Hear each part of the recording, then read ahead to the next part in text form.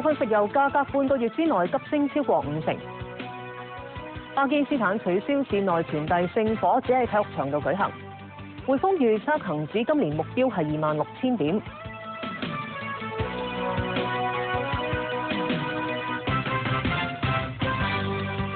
改詳細嘅新聞內容，糧油食品同日常用品價格繼續上漲。消委會就發現，超級市場過去2年過半數嘅貨品都加價，咁當中部分食油喺呢2個星期之內更加大幅加價超過50%。之後郭燕嘉講下食油漲價嘅影響。煎、炒、煮、炸，樣樣都要用油。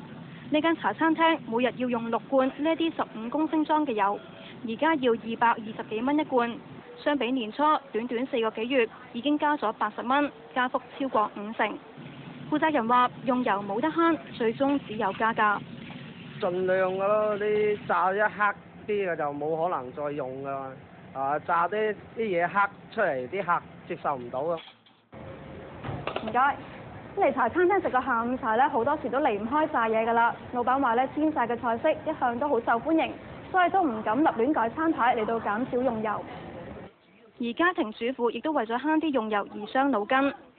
得閒自己有時間係及下邊度平啲，咁啊及下價，咁啊啱咪買啲咯。開嚟實嘅，盡量唔炒咁多菜。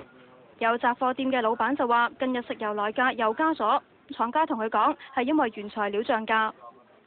嗰啲花生貴啊，而且咧就一般嗰啲名牌咧，而家全部喺大陸生產㗎啦。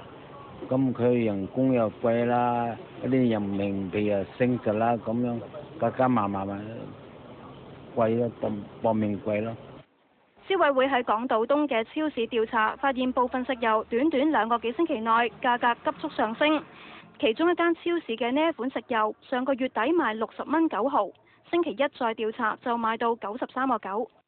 短短差唔多係3個星期度已經升咗接近50% 啦。咁我哋係關注嘅。其實香港嘅食品供應係完全充足嘅，香港唔需要有恐慌去爭呢啲嘢嘅。所以見到一啲人佢買好多米啊或者油咧，呢啲油米都有一個限期嘅，其實唔需要去買，因為你買多咗佢會變壞。消委會話市民搶購可能會有反效果，令價格上升。無線電視記者郭永嘉報導。我哋記者蘇敬恒而家牛池灣呢個街市㗎，係啦，點解食油售價2個星期內貴咗咁多嘅呢？係因其中一間經銷本港主要食油嘅公司南順就話啦，係價格嘅差異咧係受到經銷活動影響㗎。咁至於百佳啦就話啦係來貨價上升，佢係將部分嘅升幅咧就反映咗喺零售價上面。咁講翻點解呢啲凍肉鋪嘅一啲賣嘅貨品咧價格咧可能會比係超市平啦。咁睇翻嚟好似呢罐汽水咁啦，咁見到佢上面寫嘅文字咧其實係一啲外文嚟㗎，就唔係寫緊中文㗎。咁老實咧就話其實係一啲水貨嚟㗎，咁所以咧價格會平啲。我哋到牛池灣隨意揀咗幾種食物，比較喺街市凍肉鋪同埋超市嘅價格。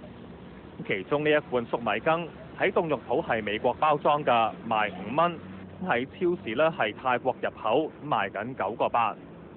呢一包雞肉腸凍肉鋪賣7蚊，超市呢11個8。消委會嘅調查更加發現，部分貨品嘅價格差倍有1倍。呢一包蝦餃喺港島東嘅凍肉鋪賣7個3，喺同區嘅超市就要14個9。有市民話好難每一次買嘢都格價，我就買咗算數走㗎啦。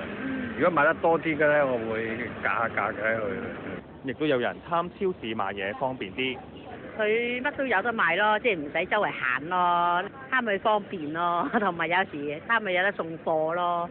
消委會亦都統計咗百佳、惠康同埋華潤萬家3間超市嘅200項貨物，06年初到07年底嘅價格。除咗食油嘅升幅大，其次係牙膏亦都升咗1成半。食米上升超過1成，急凍食品升8%。老闆又話啦，好似呢一啲咁樣嘅醬油啦、豉油啊、啲醬料啊，同埋啲罐頭咁樣啦。咁佢哋其實個代理商咧都同咧係超市咧係一樣㗎。咁個來貨價咧都係一樣。咁但係佢哋採取嘅策略咧就係要薄利多銷。咁喺牛池灣嘅報導，嗰一段落交翻俾新聞部。好，唔該晒蘇敬恒，我哋睇下其他消息。北京奧運聖火順利喺亞曼首都馬斯喀特傳遞，聽日會轉到亞洲區第一站巴基斯坦接力傳送。咁當地官員話，為咗保安嘅理由，火炬傳遞會移師去到體育場舉行。霍婷婷報導。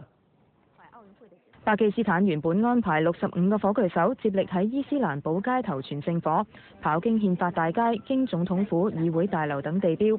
不過巴基斯坦奧委會發言人話，為保安理由，加上預料有雷雨，火炬接力會改為直接喺終點真納體育場舉行。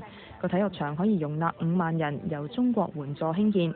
到時總統穆沙拉夫亦都會出席。佢話已經做足措施，確保火炬順利傳送。當局又特別招募咗大批火炬志願者協助維持秩序。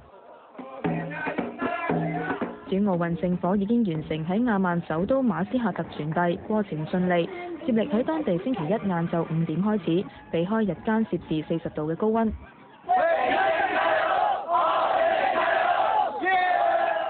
大批華人沿途為火炬手打氣。當天嘅傳遞活動，亦有當地人表演傳統舞蹈慶祝。80個火炬手，包括8個華人，接力跑20公里，途經舊城區、馬斯喀特門等景點。沿途有幾萬人圍觀，亦有人喺兩邊跟住跑。火炬接力持續到入夜，係首次喺夜間傳遞。北京奧組委話，由於氣氛和平，所以只係派出3個護衛手陪跑，經3個半鐘傳送，火炬最後抵達市中心亞爾卡爾姆自然公園。當局喺慶祝儀式上放煙花，又用激光射出奧運5環標誌。聖火會喺香港時間聽日運到巴基斯坦首都伊斯蘭堡展開傳送。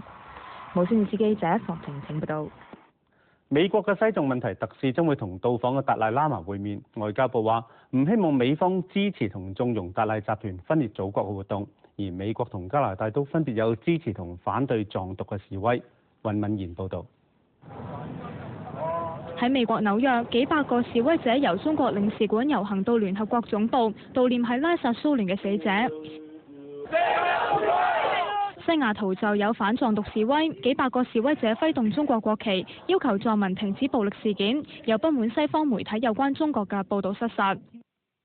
加拿大首都渥太華亦都有過萬個華人喺國會山莊集會，表示堅決反對藏獨，並且支持北京奧運。正喺美國訪問嘅達賴喇嘛獲得華盛頓大學頒授榮譽學位，佢下個星期一將會喺密歇根州同美國西藏問題特使副國務卿多布里揚斯基會面。They're going to be talking about our view that the Chinese authorities ought to engage in a discussion with the Dalai Lama. We'll be interested in hearing his views on the situation there. 喺北京，外交部就話希望美方唔